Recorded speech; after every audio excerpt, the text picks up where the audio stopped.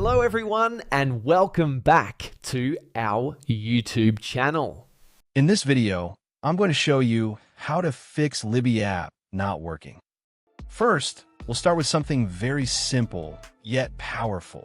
So over the time, apps store temporary files to load faster, but sometimes those files get corrupted and the app starts acting weird.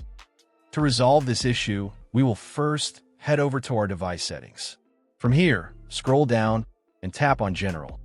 Once you're in the General Settings tab, look for iPhone Storage option and tap on it. Over here, you can either search for the app or you can scroll down and look for it. Then tap on the app. On the next screen, you need to tap on the Offload app option. A confirmation pop-up will come up. Now tap on the Offload app option here. It'll take a bit for processing, and then a reinstall button will show up. Simply tap on it to reinstall the app.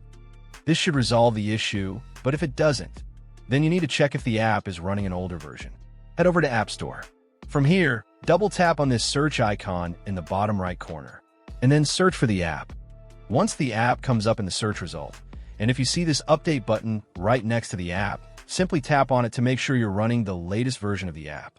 However, if you continue to encounter this issue, then you will need to completely reinstall the app, which usually resolves the problem. Head over to this screen the way we did before. And over here, tap on the Delete App option here to uninstall the app from your device. A confirmation pop-up will come up.